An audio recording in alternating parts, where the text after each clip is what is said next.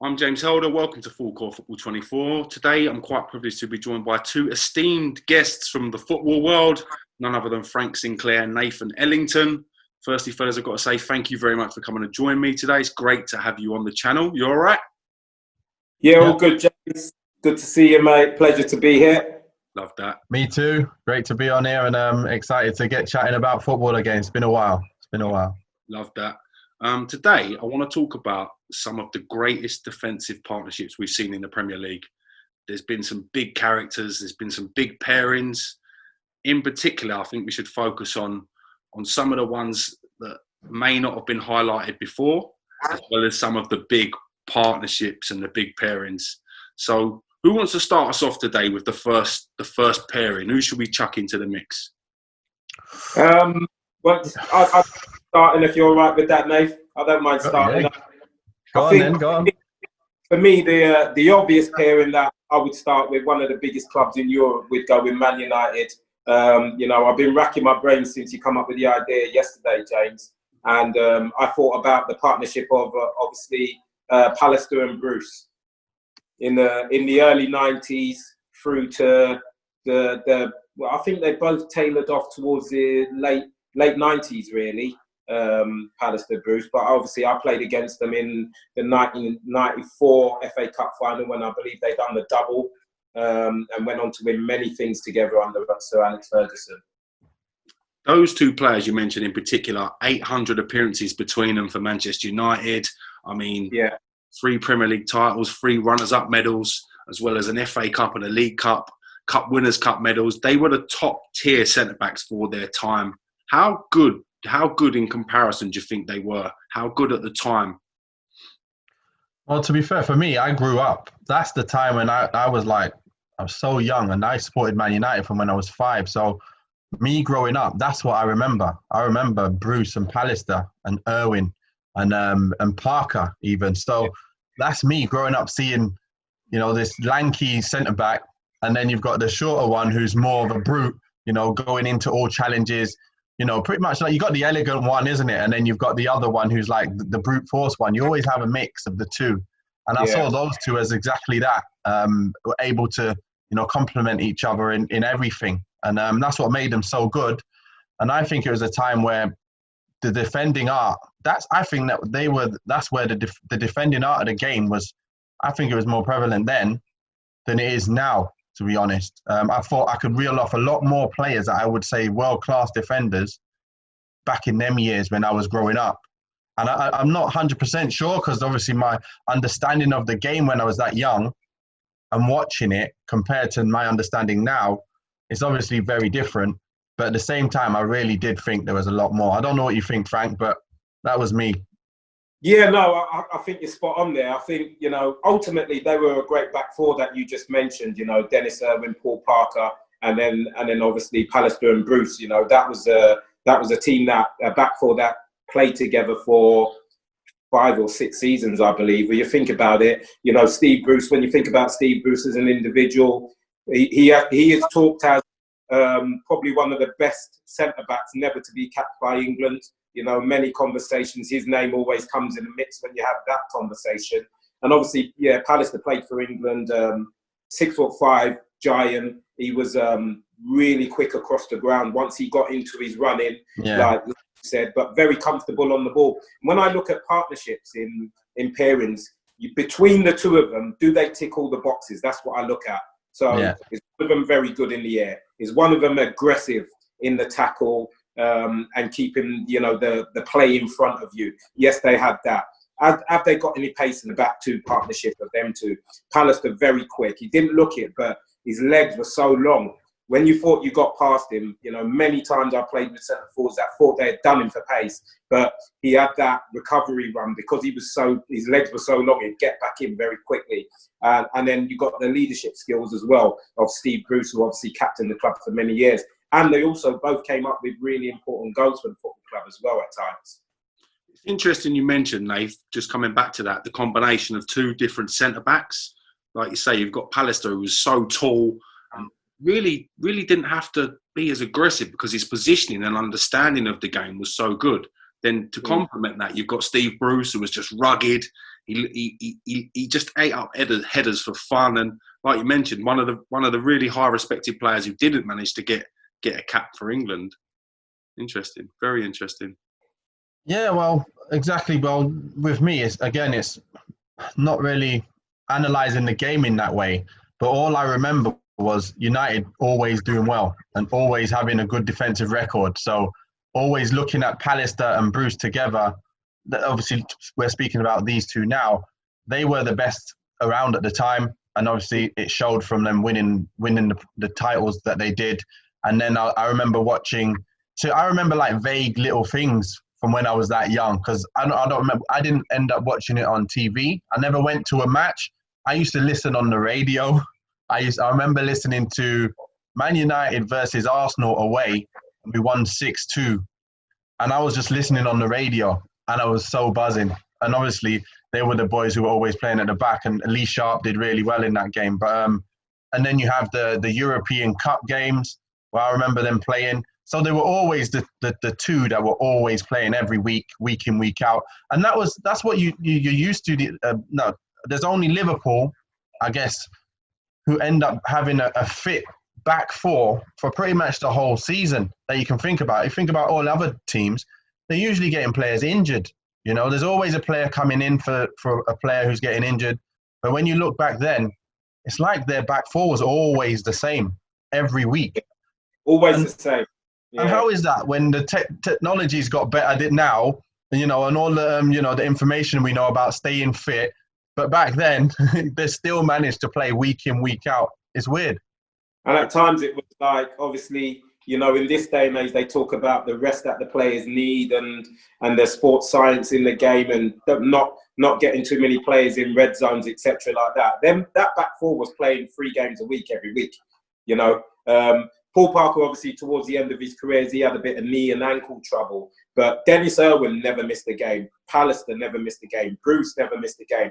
And I think, when you look at Steve Bruce, he was probably the character that, out of that back four, or the two of them, he was probably more injured often than not. But he looked like the type of character that would play with injuries week in, week out, and never miss a game as well. If he had to miss training to make sure he was fit for a game, I can imagine he was that type of centre-half, as I played with a few very similar to him. Spot on. And they would die to save a goal, like you see, John Terry these days, back just obviously like a few years ago, but he was the same kind of player. And that's what I mean about the defending art. It's like they'll do anything to save a goal. Anything, absolutely anything. And I just remember Steve Bruce, him just being one of those guys. Like then what came after that was the Vidic and the Stam, them kind of players. We're going to talk about them later, I'm sure.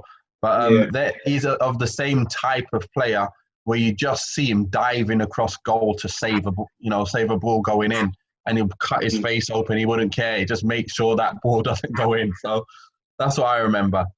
The only thing I'd say about them two was I always found it that I thought they had difficulties playing with small players against small players. That year that we played them in the '94 Cup final, we actually done the double over and beat them home and away in the league. So we went into that FA Cup final feeling really confident about the game, about we could win it. And the two that was caught terrorising them two was, both of them were 4 and 5'5", and that was John Spencer and little Mark Steen. And they just couldn't cope with the movement of them two, which opened their team up. And I know in both games, Gavin Peacock, who was playing as a number 10 behind them two, scored both the goals. We beat them 1-0 at Old Trafford and 1-0 at Stamford Bridge as well. But I just seen that they didn't cope with the movement of small players as much as the combative, game. I think they would love to play against your Duncan Fergusons, your Alan Shearers, people like that week in, week out. But they kind of struggled with the really small, low to gravity type of players that would move in different angles quickly. Taking that into consideration, Frank, I think that's a brilliant point. What rating out of the 10-star rating are we going to give this pairing? I would go.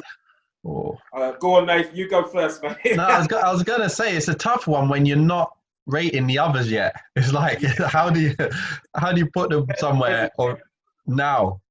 when you got to think of what you're going to put the others as well. So in their era, when you look about their era, it's a different question. You know, they were up there pretty much like a 9 out of 10 in their era.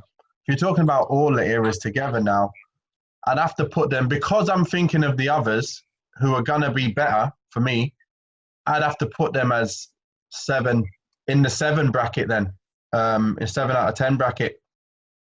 Frank, what are you saying? Yeah, I was pretty much, you know, thinking amongst myself that it'd probably be between a 7 and an 8 out of 10. Same reasons as Nathan just said there. You're looking at the players that may get a higher marking than them, who's obviously played, you know, since their era as well. But yeah, I'm quite happy to give them a 7 out of 10, Pallister and Bruce. Fascinating stuff. The next pairing, and this is something that's up for debate in itself. Now, are we going to go Adams Keown or Adams Stevie Bould?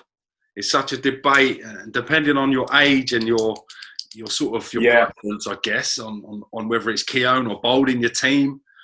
Yeah. Well, me personally, there's 2 reasons why I think it should be Adams and Bould. I think the first one being that they played at Arsenal for pretty much all their careers, Adams and Bould. Obviously, Keown went away to Everton and then came back to Arsenal later on in his career and stuff. And for me, he was always the one that played third fiddle to them 2. I think them 2 were the main 2. But he was such a top centre-half himself, Keown. He was always ready to come into the team, and he didn't make them a weaker team whether he partnered Bould or whether he partnered Adams. When he came in, more often than not, he didn't weaken that back 4, the famous back 4, when, you know, the Arsenal fans used to sing 1-0 to the Arsenal. I used to hate that, because I was, as a United supporter, seeing United winning all the time, and then Arsenal coming up with Arsene Wenger, and then you had, like I said, like you was just saying there, Frank, if he came in, it was pretty much exactly the same kind of team. So you didn't think, oh yes, this player's out, Keown's coming in, we can, you know, take advantage of that. It was just exactly the same, and we were just thinking, wow, these guys are strong as hell. They're very strong and very tough to beat. And they're going to be that team. Because I remember watching, as United supporter, I'd always go into them kind of games either feeling very confident, knowing we can do them, or I'll be really kind of nervous about it. And the same with Arsenal. And then it was all about us trying to get goals against them as well. So I knew it was always going to be a hard time going to Highbury and trying to get goals and winning games. I know it's going to be a low-scoring game more often than not, just because their defence was so tightly knit. And, I think if you looked at them individually, you wouldn't say they're the best players ever. But as a unit together, they just knew everywhere to be. They could read the game so well, and that's why they were so good. When you look at the stats and the things that team won, I mean, 2 Premier Leagues, plus a Division 1 title, 3 FA Cups, 2 League Cups, plus a European Cup Winners' Cup. How good were they? We know for their time, but how good are they in the overall pairing? Let's break them down a little bit and speak about their strengths.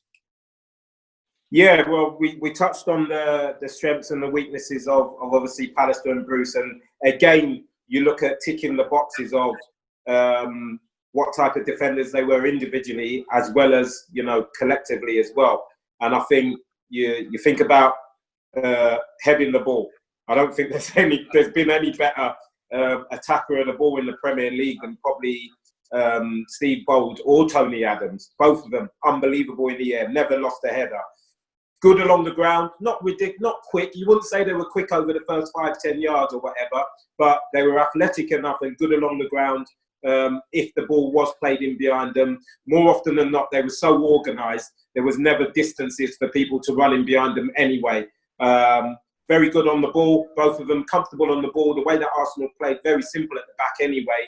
So they'd get the ball, they'd play the ball into midfield where they had obviously master technicians. So, you know, they weren't spraying 40 and 50-yard balls all over the place, and you're saying they're top technical players as defenders. But what they did do, they were comfortable on the ball to play in Arsenal's pattern, which was get the ball into midfield, get the ball to players further up the pitch that were better players than obviously themselves. And, you know, Nathan touched on dying for the cause earlier.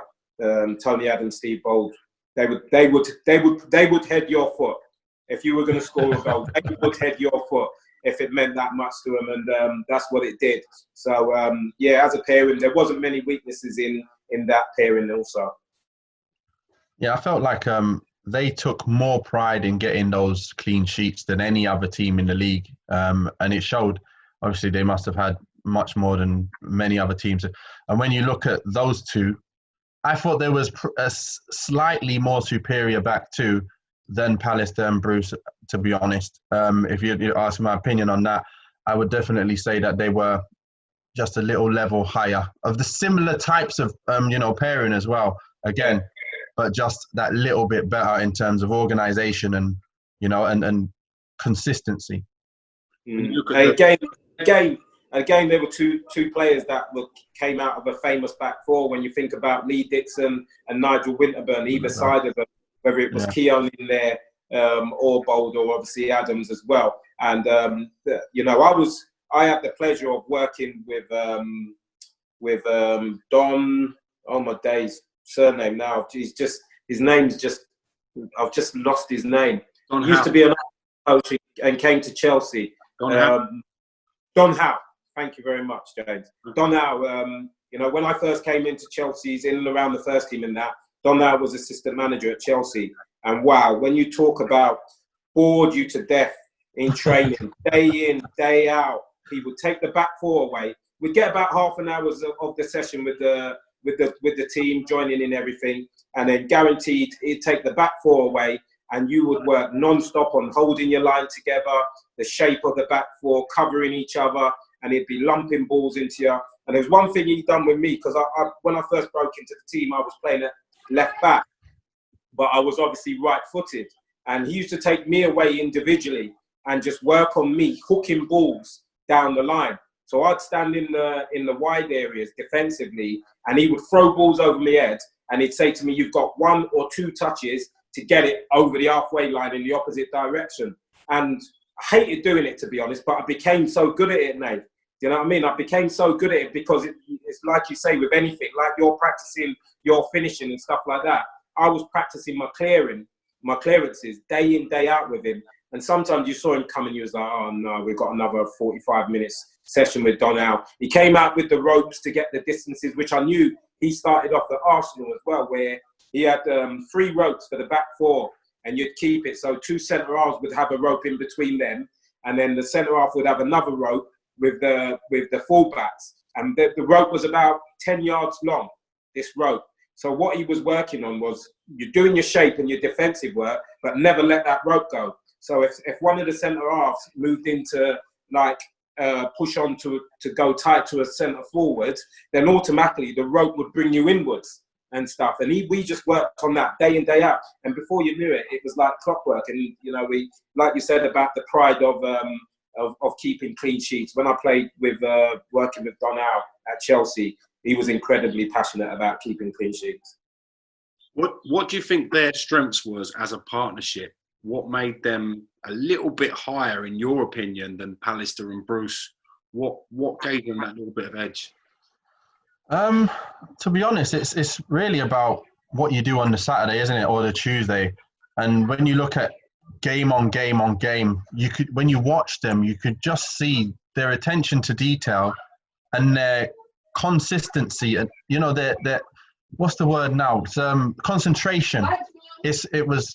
Their concentration was like 90 minutes, 95 minutes until that whistle blew. Their concentration was there. And that's like Frank was just saying, if they were doing that kind of training every single day, day in, day out, that was basically, that's where it showed. It always shows whatever you put in, that's what you get out. And you could see what they'd put in from what you've seen, what they did on a Saturday. Yeah. For me, I think psychologically, I'll answer your question psychologically, James. For me, whenever you looked up the other end of the pitch when you played against certain defenders, you always thought one of your players might have a chance to do something in a game, or you'd fancy him in certain situations. But whenever I was up the other end, looking, whether it be over the halfway line or from the 18-yard box, looking across at your opposition back four and that, I could never see something where I fancied us. you know, just psychologically, when you saw them, because you'd think, I can't see us getting a chance today. And that's what they would do to you because they were so drilled. You know, it would take a bit of magic from someone special in our side to score a goal against them. And you needed that, you know, in really tight games. There's always really tight games against Arsenal. And, you know, more often than not, you know, it was an era where Arsenal were really dominant. But if we did beat them, it would be something magic. It wouldn't give you nothing for free. You know what I mean? And that was the psychological edge, I think, over, you know, who we previously discussed, Pallister and Bruce. I always thought, you know, if you've done something pretty nice or you put a good move, team move together, whatever, you could score a goal against Man United. But with Arsenal, I could just never look from the other end of the pitch and think, fancy us to get something out of this. You really had to work for whatever you got against them. Really interesting point, that. Really interesting point. Out of the 10 ratio, what marks are we going to give the pairing of Tony Adams and Steve Bould, gentlemen?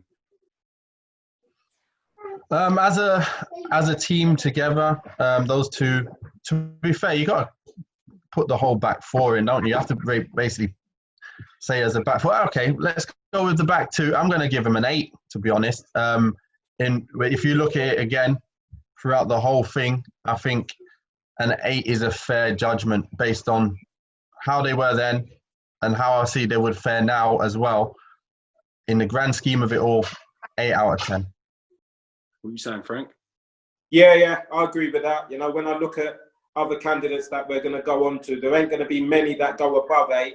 You know, there might be a pair in my head that might just tip that one. So, you know, they're right up there with an 8 out of 10. I don't think we're going to get a 10 out of 10. I'll be surprised if Nate gives a 10 out of 10 to a pairing. So I think, you know, the next best thing to come into second, because I've got a feeling there's going to be one pairing that just top them. So 8 out of 10.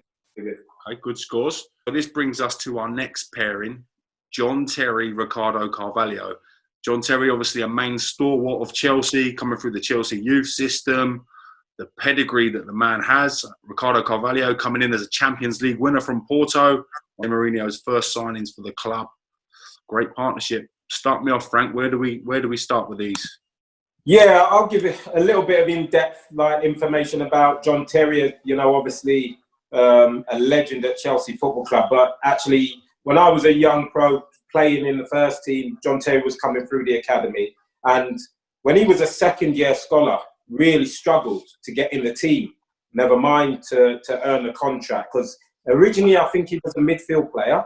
Right. I think he was a ball-playing midfield player, and just towards the end of his scholarship, his second year as a scholar, they tried him at centre-back, and he done all right. And that's what really got him a professional contract. If they were going to judge him on him being a midfield player, he may well have missed out because there were some good youngsters coming through, the likes of your Jody Morrises and people ahead of him. Anyway, that would have probably, you know, killed his development and that pathway that he would have had.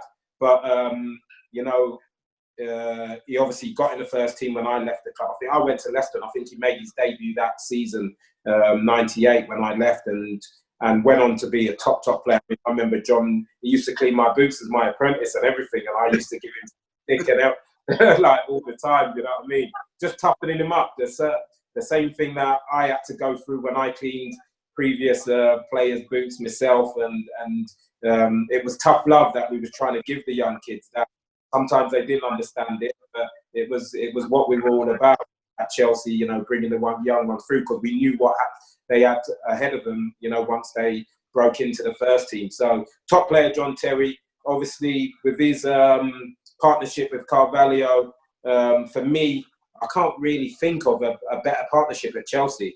You know, the time that they was there when Jose Mourinho first came in and obviously brought Carvalho in. You talk about ticking all the boxes. John Terry, very good on the ball. Not the quickest, but read the game really well. Combative, very rarely lost a header.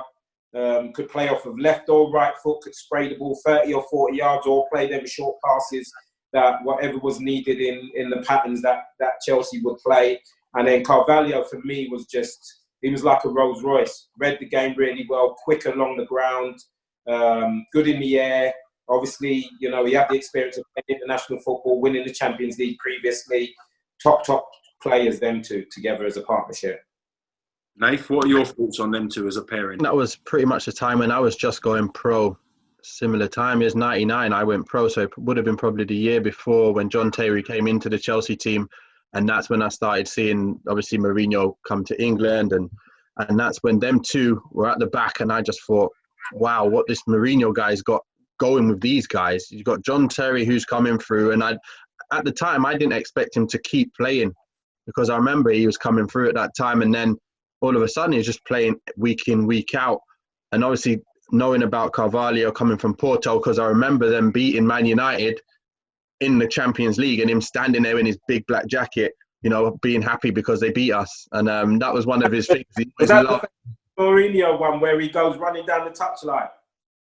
yeah, just running down and doing his slide and all of that. But yeah, that's the first I remember of him at that time. And then taking over at Chelsea and knowing that the way he likes to set up, he plays a low block, and obviously it condenses everything inside the box kind of thing. So the back four are pretty much along the box, and then the rest of the players in front of him are also. So they gave no space at all to get hurt too badly. If you're talking about pace, you've got Terry, who's not obviously gifted with lots of pace, and then you've got Carvalho, who's not like, you know, he's not rapid, but he's quick enough. But they never really gave people chances to get in behind. And that's what Mourinho was all about. Let's nullify what anybody else has got. Anytime they played against any quick players, these players stayed back. Anytime they lost the ball, they came back 2 banks of 4, and that was it. There was no chance of getting in behind them. And it played well for them as well. So that's why they let in such a little amount of goals. Was it them two that played when they let in the least goals ever in the Premiership? Was it those two? It was. Yeah, I believe it was. See, you just touched on the fact that they would never get done in behind because they did have a low defensive block as a back four. And I think, you know, at left back was obviously Ashley Cole, world-class player himself as well. And right back was Glenn Johnson, wasn't it? Yeah. There was and before that, there was someone else. Gozingwa. Good shout. Top player as well. But, you know, for me, the reason why you couldn't hurt them two in behind, because Makelele used to shield in front. Yeah. So they didn't have to go tight to defenders, because Makelele was that good at nicking the ball, reading the passes, cutting off the passing lanes into the forwards, that they didn't have to worry about the ball into feet. All they had to deal with was the ball in behind, and both of them read the game really well. With balls over the top, which more often than not teams had to revert to because they couldn't get the ball into the striker's feet. And as you just touched on there, I'll tell you how much Jose Mourinho rated John Terry. He let Frank Leboeuf go, who just won the World Cup with France, because we obviously, the season that I left, Marcel Desailly signed, who was still at the club when Jose Mourinho came in. So it was looking like the back two was going to be Marcel Desailly and Frank Leboeuf. And then obviously John Terry come along, he signs Carvalho. Marcel Desailly sometimes played in midfield, was coming to like the tail end of his career. And I remember when Marcel Desailly was captain, and reportedly, I'm not going to quote him for it, but he was asked by Jose Mourinho who the next captain of Chelsea should be. And he said John Terry. Now, at the time, John Terry wasn't even a regular, but Marcel Desailly was saying he should be the next captain after me. So that's how much Marcel Desailly rated him as well. And Jose Mourinho obviously took his advice, and he went on to be, you know, one of the best ever captains in the Premier League history. But yeah, that's how much Jose rated him, was the fact that he let a World Cup winner go to give his pathway, you know, that activeness to make it happen a lot quicker. When you look at their achievements, 3 Premier Leagues, 2 League Cups, how does that rank them in terms of achievements with some of the other guys we've seen on the list? I think that's what pushes them higher than the other 2 partnerships we've just gone through. The fact that they were able to, you know, break records at the back and win leagues and win cups. You know, you got to look at it and say, look, these guys were doing it for year in, year out as well, many years, especially John Terry, the amount of years he spent, you know, and from at first thinking that he's not going to play every week to then see him just playing every single week and then becoming that mainstay in the, not only in Chelsea but also in the England squad. You know, you can see that he was just destined to play that at that level, and definitely I'd have to give him a higher one. You know what?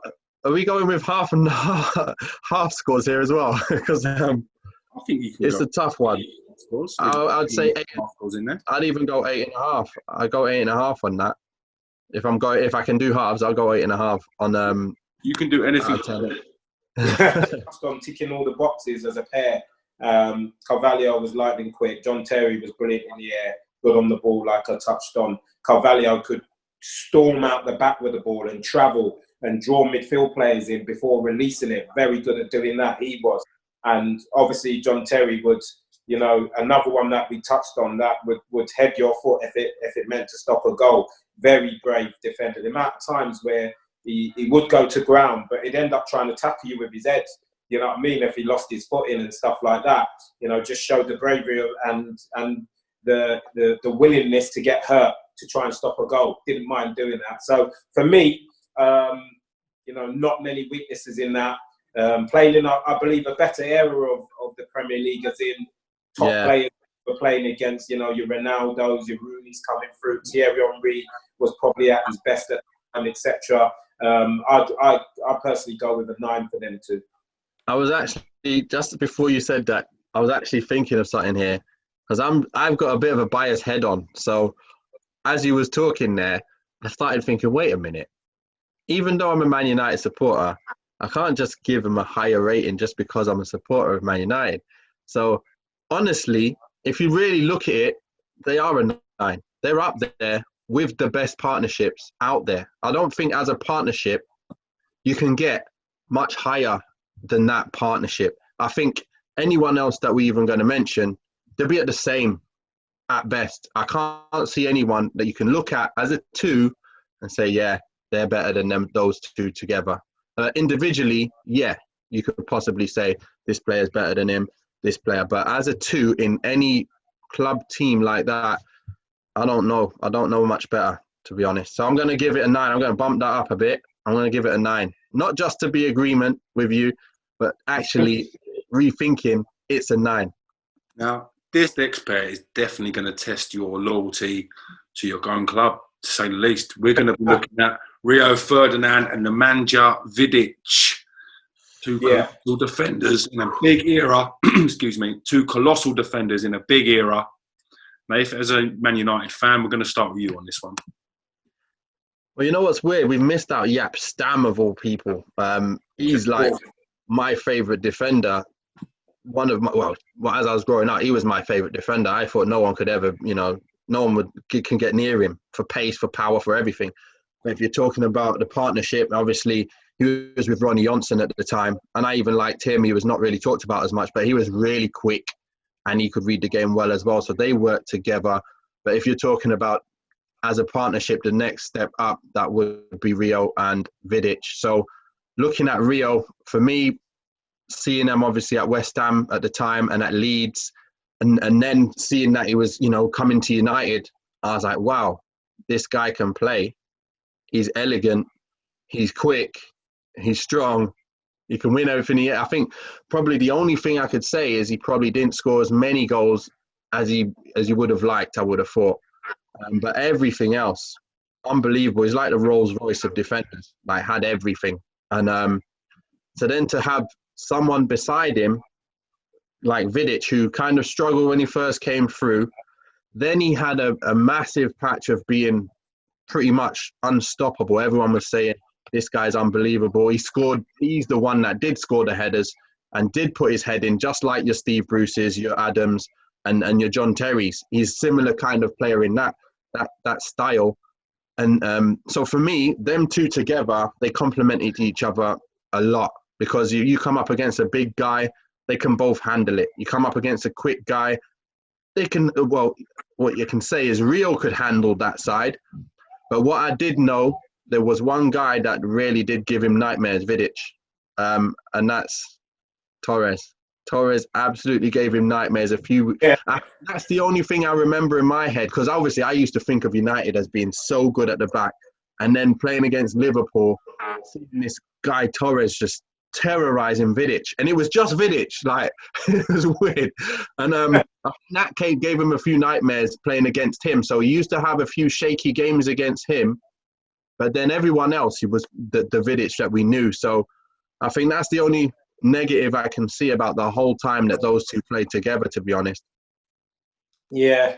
Frank, if I can bring you in at this point. I think, you know, when you're looking at ticking all the boxes, as a pair, they did tick all the boxes between them.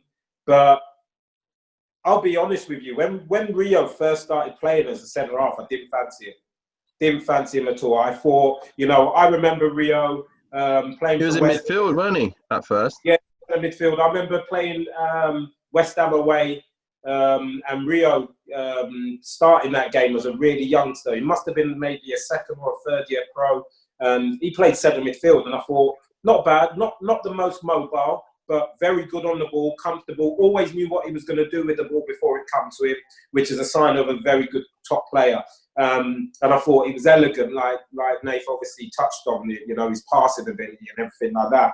And then when he started playing in defence for West Ham, I was like, I used to see a lot of mistakes in his game, errors in his end. Because one thing I did as obviously a fellow defender, played at centre half, played at right back, and that I would scrutinise defenders, and I would look at their strengths and I'd look at their weaknesses, purely just to try and improve my game and you know, improve myself as a player.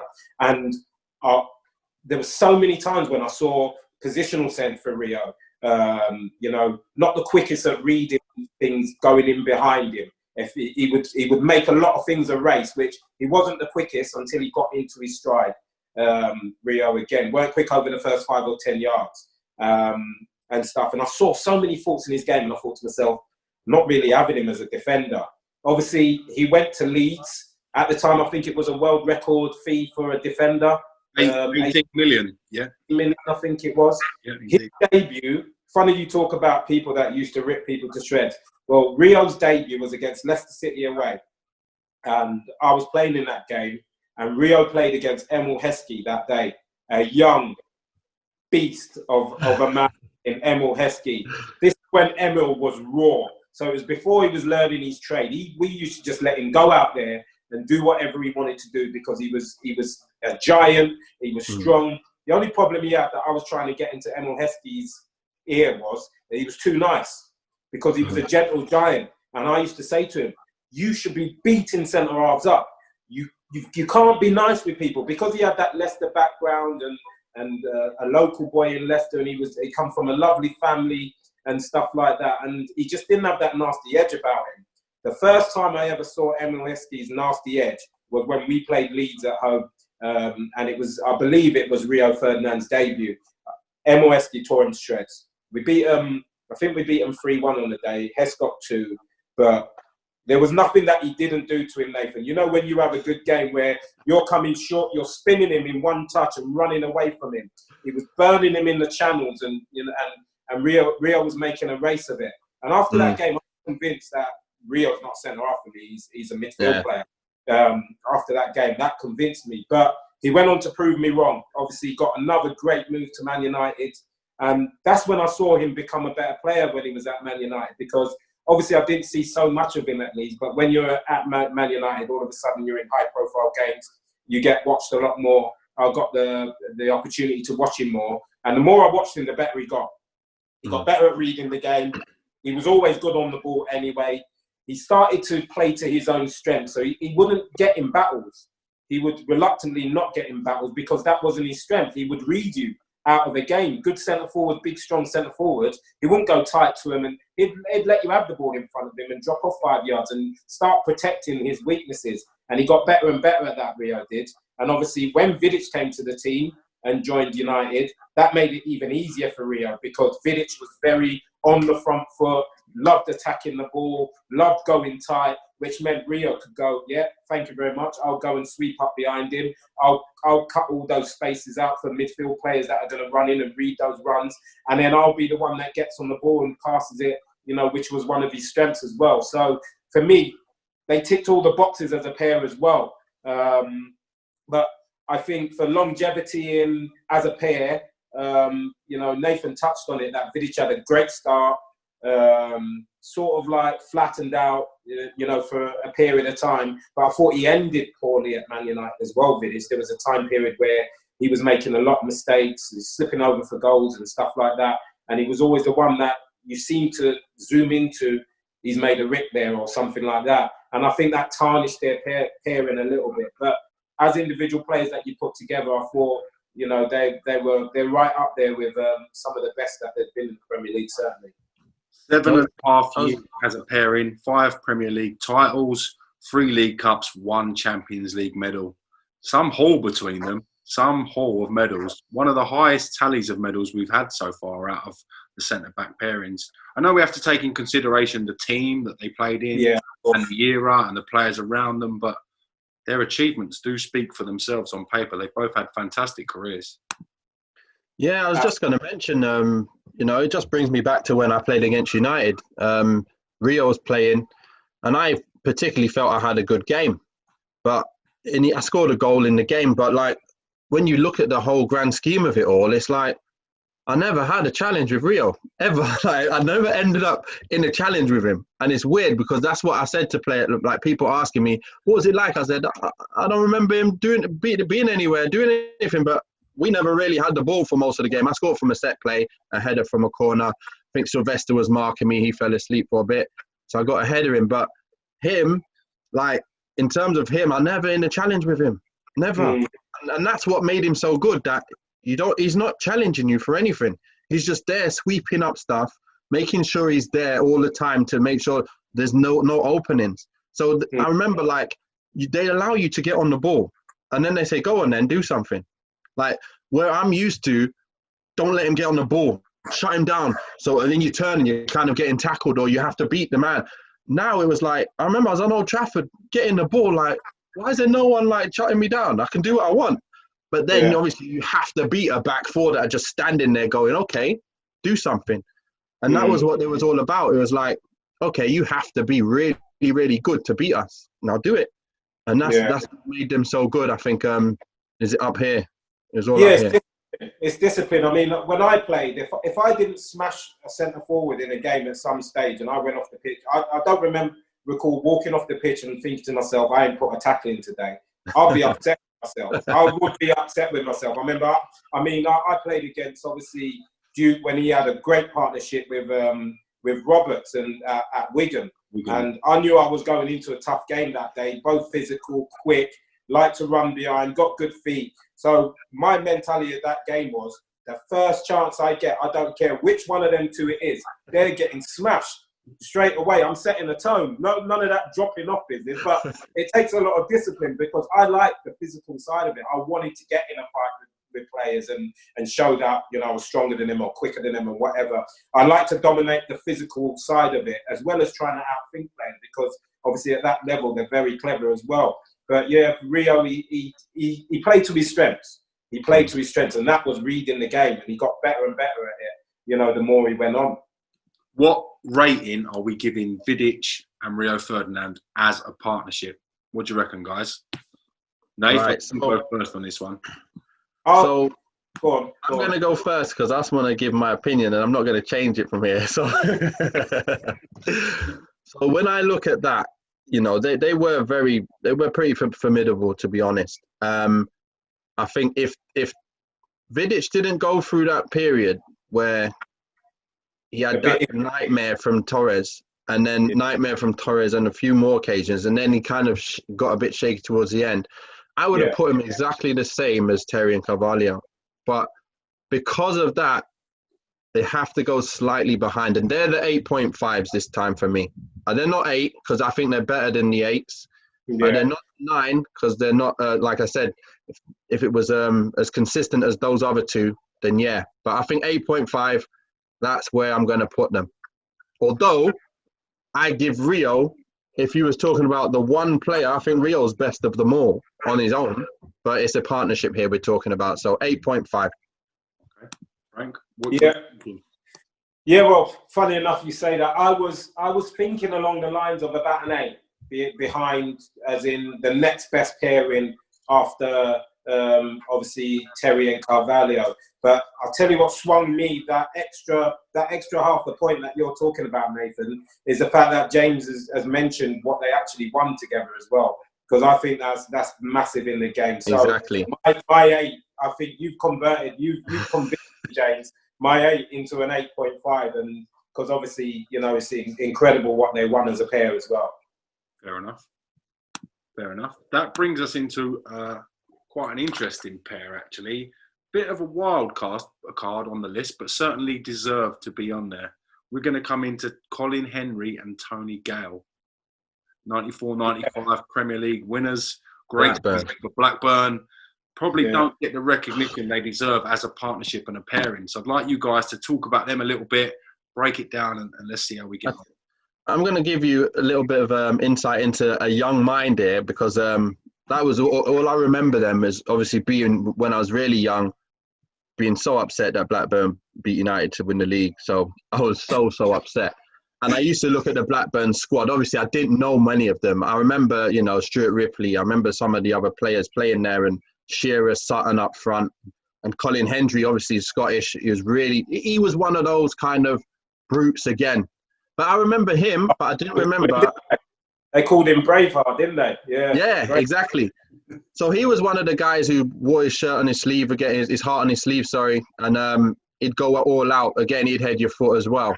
And that's the kind of player that you need at the back to win championships. Simple as that.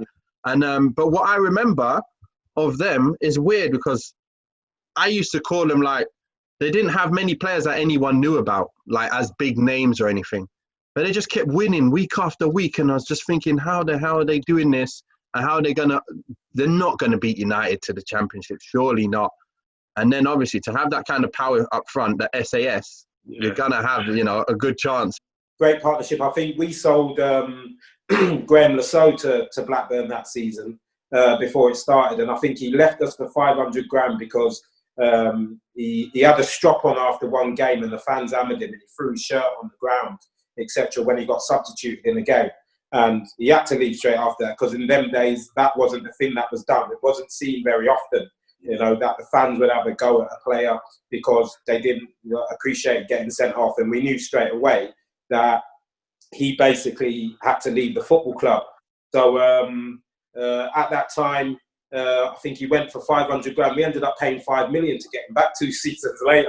He was that good, Graham Lasso. But going back to Tony Gale, he lived in the same village as me in Surrey when I was at Chelsea. Did he and really? He was playing Fulham. Yeah, we both lived in the same village in Surrey, so I saw quite a bit of Tony Gale. Obviously, a lot older player than me, but I remember his years at Fulham as a centre-half. And he reminded me of the Bobby Moore of Fulham, you know what I mean? Of West Ham, where he read the game. He was very slow, but I never saw anybody roast him in behind, which meant he's reading of the game and his timing of dropping off or pushing up and moving forwards around the pitch and that up and down the pitch must have been excellent, because he was so slow, it was unreal. But I can't remember anybody like ripping him to shreds.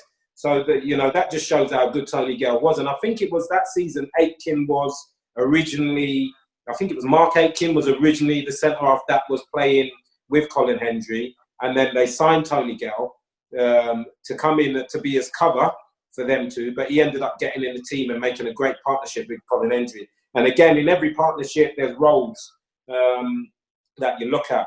And them two, you know, they suited each other down to the ground, because one was, like Nathan said, very combative. Colin Hendry, again, he's one of your John Terrys, your Tony Adams, your Vidics, like attacks all the balls, wants to get his foot in. He used to fly into tackles from miles out that you think to yourself, what are you doing? But he'd get there because he committed himself 100% to every tackle he went into. And then Tony Gale was, again, that sort of like that Rio Ferdinand type of player where he swept it up, you know, read the game really well, very good on the ball, just kept everything really simple. So, you know, I was one that was obviously vouching for them two to be put in, because, you know, it's not easy to win the Premier League. When you look outside of all the big clubs that have won the Premier League. You know, after that, there's not many others that, you know, you got the Leicester's, the occasional win from a Leicester City and the Blackburn, etc. But generally, the Premier League's been shared out by the massive clubs in the Premier League. So, you know, for them to win it that season again, you know, for me, that was just as good as Leicester winning it. You know what I mean? When you talk about underdogs and someone that's not expected, and to do that, you need a base. And for me, they were a phenomenal base for that time. Phenomenal season for Blackburn in Blackburn's history. And like you mentioned, for them to win the league, wouldn't have been spoken about at the start of that season. I mean, SAS as well get a lot of the credit, but that team in general was incredible. And I think we could have a whole episode just on the SAS. Obviously, Sutton and Shearer, what a combination. Yeah. You know, when someone mentions a 94-95 season, all that comes into my mind is that Merlin sticker book, the black and gold. Yeah. I was 11 that season. So that sticker book was very, very prominent in my life, that 94-95. Wow. I'm sure a lot of people will have a bit of nostalgia thinking about them thoughts. Let's get down to the business end for Colin Hendry and Tony Gale. What scores would you give them as a Premiership pairing? Frank, I'm going to go to you first on this one. I think they're. I'm glad we've got the halves, because I don't want to be looked at brutal towards them. So I would go with a 6.5, because when I look at the others around them, I think they're just a little bit better. Obviously, done it for a longer period of time. So I'm glad I can be generous, because Nathan started all this half business. So I'll go with a 6.5. But I really appreciated, especially Tony Gale, because, you know, like I said, growing up, and even when I was playing, I studied defenders inside out and knew every defender's strengths and weaknesses, like a centre forward would do, to try and get, you know, over them sort of thing. But I done it because I just wanted to get better myself as a player. And I really appreciated Tony Gale as a defender, the way he read the game. Because what I always tried to do was look at defenders that can read the game well. Generally are not very quick. They're normally, so if you can learn how to read the game and you're quick as well, then strikers have got serious problems dealing with you. So that was one thing that, you know, I looked at Tony Gale, and, you know, for one of the slowest defenders I've ever seen, I can't recall people sort of like doing him over the top, running in with the ball, like turning and getting at him. I just don't recall the images of that ever happening. So that's why I've gone with a 6.5. More so because I appreciated both their roles in the team more than the partnership, really. What are you saying, Nate? What stats can you give to you guys? To be honest, they did it for one season, so that's one side of it. From, you know, being up there really with the best for one season. But what happened the seasons around them? That's the question. What happened the year after and the year after that? Where did they go? I'm not sure where they ended up being. But if you're looking at the one season alone, you could possibly give them a 7. But if you're looking at longevity, everything together, I'd have to go with a 6, to be honest. If you're looking at the whole picture again, we've always got to look at the whole picture. How many things they won, how long they were together, you know, how long were they a fit? I think Nathan, yeah. Tony Gale was about 34 that season when he won the league anyway. He was an old boy. So it's right at the end, yeah. So really, exactly. You're looking at, he's past his best, basically, because his best would have probably been a few years before that. And he managed to do that right near the end of his career. So if I look at it in that way, I'd have to give him just a little bit less, because I'm just trying to look at it as the overall picture. It feels a bit harsh, as you say, like giving a 6.5 would, I just want to say, I don't remember a lot, but then when I'm trying to look at what I do know now, looking at the facts, if you're looking at it over a long period of time, you can't look at it over a long period of time. It's only going to be that short period of time. So it's hard to give a higher rating because it wasn't done for long enough. So the reason why I'm going to give them half a score less is because it just wasn't as long as the others were, although they did that really well for that 1 year. So our next pairing is a wild card pairing. No doubt not many people may have chose these two, but they certainly had great characters and was most definitely feared in the league. So we're going to be talking about Mark Wright and Neil Razor Ruddock. Gentlemen, what are your thoughts? Again, it's that time, that era where Liverpool were a very strong side, but never right at the top. And but they always used to. It used to be like Anfield was always, for me growing up, knowing that when you go to Anfield, it's just a place you just don't want to go, because there's something else when they're at Anfield. I don't know why, but could they do it away from home as well all the time? That was one of the questions which made them obviously only not right up there in the league. They were just a little bit below. But Razor Ruddock's another one where you didn't want to. You knew that when you go into a game against him, he's going to smash you from behind. He's going to make sure you've been in a game, and you could feel it. So he was one of them guys. It's like I put him in kind of like them brackets of the Dennis Wise. You never want to play against them kind of guys. Like Dennis Wise will just stand next to you and just pinch you for no reason. Like just pinch you. Like, what are you pinching me for? You want to put you off your game. You want to hurt you or step on your foot. He'll do stuff to hurt you. That's not even part of the game. So then he gets you off your game. So then he can really get the upper hand on you. I think Ruddock was a similar kind of player where he knew his strengths. He wasn't that fast, but he knew he could get a tackle in and he could leave one on you. And then obviously you don't want to play no more kind of thing. So I think he scared a lot of people. And then obviously having his partner with him, Mark, he was another one. He was more of the elegant kind of one, not as crazy. But again, they complemented each other pretty well, and they did pretty well as a partnership, to be honest. They didn't really concede buckets of goals, but like I said, to be at that top level, they were just short of that, I think. Yeah, I kind of agree with you. And I think when you look at that Liverpool team, when I used to go up to Anfield to play them, I never fancied going to Liverpool. I always knew it's going to be a tough day, but it wasn't because of them two. It was because of Robbie Fowler's and your Steve McMahon's, your John Barnes, your Jamie Redknapp, so people up the other end of the pitch. So I used to look at Liverpool's defence. I used to look at them as the weakness of the team, and more often than not, that was because they didn't really have very good fullbacks. You know, when you think about the protection to the back four, they didn't really. I can't really think of a figure who used to protect Liverpool's back four. I can't think of someone, because they had your Jamie Redknapp, players like that in midfield that could play. John Barnes, Michael Thomas, very good players, but they never had no one protecting them. And also, I didn't think they had the greatest fullbacks alongside them when they played. I know Phil Babb played there at times on that right-hand side. Obviously, Rob Jones originally, but then he got injured. John Scales. Scales came to the football club as well. Another, ex-Wimbledon player, but weren't really part of that crazy gang mentality. But what I would say about, Nathan's hit the nail on the head about the physicality of Neil Ruddock.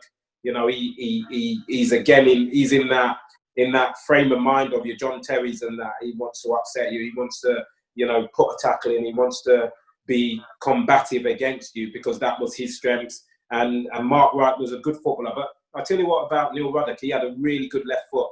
Really sweet left foot, and it didn't get noticed so much because he played on this, this bullish type of character. But if he had time on the ball, you had to be careful, because he could ping a ball 50, 60 yards from left to right over your head and hit someone on the button.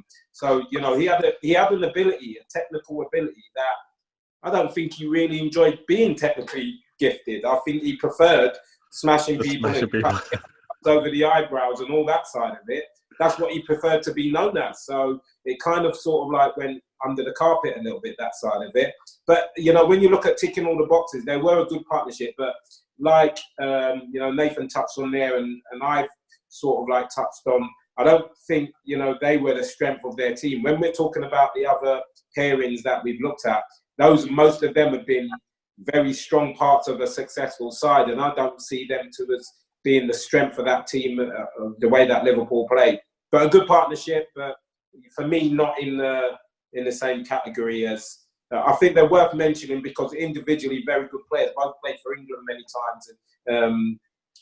Mark Wright played for England many times. I think Neil Ruddock only got that one England cap, if I'm correct. I think he only got that one England cap. But individually very good players. But for me, not on the same level as the ones we've discussed previously. what rating would you give them as a pair, taking into consideration the team they played in, the notoriety that they had as a pairing? Because I'm guessing a lot of Premier League strikers wouldn't relished playing against those two. So it all goes into the mix, into the mixture.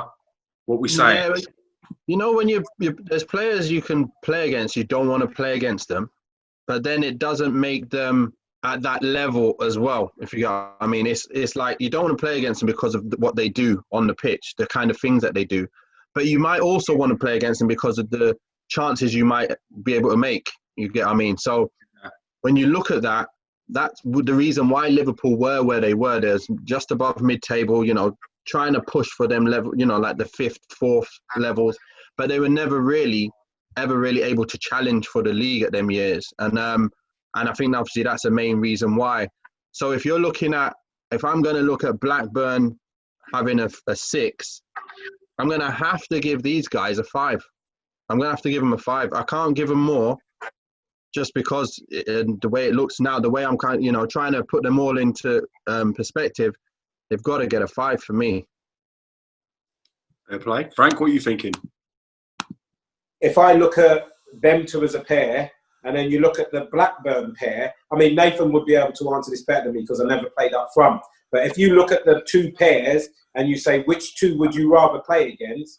Me personally, I'd rather play against the two Blackburn ones than them two. So I think they're very similar in ability-wise and standard. So I'm going to give them what was it, a 6.5 I gave the other two? Yeah, you gave them 6.5. Yeah, I'm going to give them a 6.5 as well. I mean, you'd probably, I'd like you to answer that. If you had you look at them two pairings when they were at their best, would you rather play against the two Blackburn two or the two Liverpool defenders? I think just because of the sheer scaredness of playing against Ruddock, I think I'd have to play against the other two just because of that. You just don't want to get injured. You just don't want to be injured. That's the reality of it. You're coming into a game going, listen, I hope you don't just run through me and just, you know, get a yellow card and take me out for the rest of the season. I'd rather play in a game where I know the guys are trying to win the ball more than win the ball and get me at the same time. So it's one of them things, though, where you can say, you know what, I can exploit them for pace, or I can exploit them for my skill or my ability to do what I do on the ball. That's where you can say that. But then, again, it's like that double-edged sword, isn't it? You'd rather play against the other guys just because of that side of it. So it's kind of unanimous from the way I'm looking at it. John Terry, Ricardo, Carvalho are your guys' number 1 defensive partnership pick out of all the camp. Regrettably, yeah. But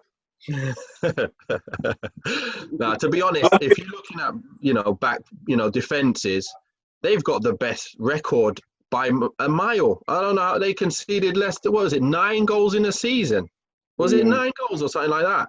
It was so a little amount of goals. It's unbelievable. I'm thinking, no way. 9 goals, I think it was. 9 league goals. 9 league. Yeah, that's what I'm saying. In the league, how are you going to let 9 league goals in the whole season? Like, that's ridiculous. So if anyone else can come near that, then they can have a 9 as well. But I don't think there's anyone else that is ever going to come near that. And it's partly because of, not just because, I think it's partly because Mourinho's system, the way he liked to play, and he had every single player that was perfect for his system. That's why he did so well. He had everybody in place that he wanted because Abramovich said, what do you want? Who do you want? Let's go get them. Let's get him. Whoever it is, bang, bang, bang, let's get them all in. And that's what Mourinho can do when he has every player that he wants. We all know that. And that's why I think them two definitely, you've got to look at the overall picture, and those two definitely would have to just be above anyone else just behind them. Frank, what are you thinking? Yeah, you know, when you look at the list, you know, you look at players that are possibly just as good as them, and you look at the Ferdinand VIDIC partnership, and you think, what two unbelievable players as well. But you know, I think Nathan's just hit the nail on the head. The era that they played in, they were masters of defending, and I think obviously they had obviously the what's the word I'm looking for? The opportunity to have someone like Makelele in front of them, because he would have been a big reason why they only conceded 9 goals. But you can't take that away from they were the two centre halves at the time as well, regardless of that. And obviously when you've got the likes of fullbacks like Ashley Cole and whoever it was playing at right back, and then a goalkeeper like Peter Cech as well in goal. You know, one of the best ever Premier League goalkeepers to go along with that. You know, it's difficult to find 2 that will be as good as them in the years to come, like Nathan's just said. I guess only the time will show us, but Virgil van Dijk, Joe Gomez, potentially, could we be talking about a great pairing that will be appreciated in years and years to come? Yeah, go on, Nate. I just wanted to touch one more point on that Chelsea issue as well. They played against so many top players as well. So when you look at the other top teams around, they had so many world-class attacking players in their team. So they coming up against them, and to still only let 9 in throughout the whole season is ridiculous. So that's that part. And then the question was about Van Dijk and Gomez. They're both really good players. Obviously, Van Dijk is probably one of the best players, goalkeepers, best defenders of any time, really, because he's basically both rolled into one. He's a both type of defender rolled into one. He's the elegant, and he's the Vidic and the Rio all in one, with the pace, with the power, with the strength, with everything, long passing, everything.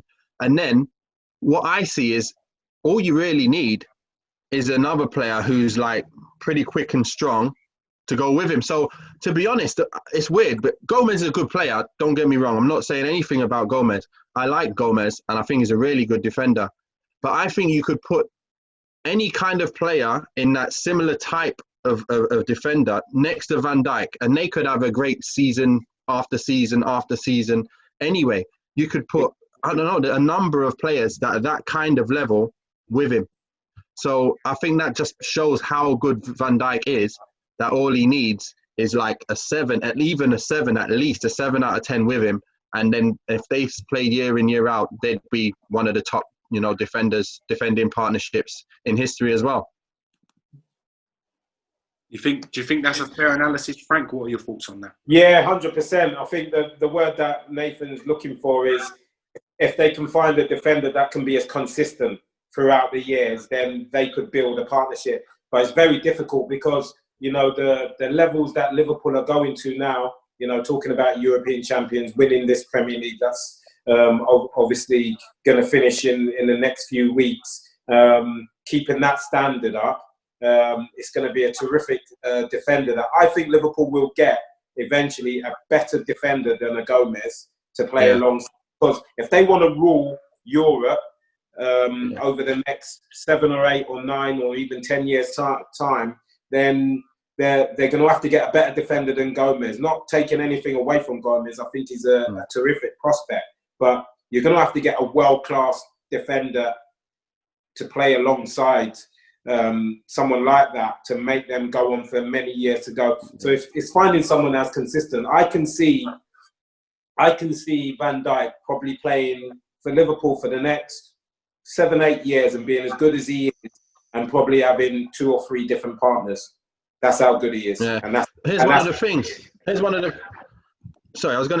of the rumours that were going around that Liverpool were going to get Koulibaly. So I'm there sitting there going, if Liverpool get Koulibaly, imagine at the back, there's no goals going into the season. Like, kind of saying in your head, like, they've wrapped it up. That's it. Yeah. Like, there's nothing more you can do now. Defensively, it's over. And that's what you want to get, isn't it? Once you've got a player like that where you just seal it on anyone's mouth, everyone's mouth will say, it's over. There's no question that'd be the best defense out there, and no other team. You'd put in a 2 when they always put the teams together. Your 11 of Man United versus Liverpool is always going to be those 2. If you're going to put City against Liverpool, it would be those 2 all the time. So that's what they're looking for. I'm guessing, obviously, if they do that, it's over in terms of defensive partnership.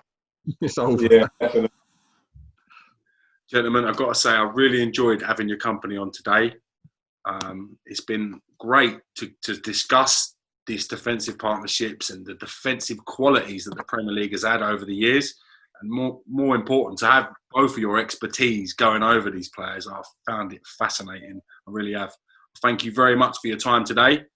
And hopefully we get a chance to digress a little bit more on some future issues and subjects and topics. It's been a great pleasure.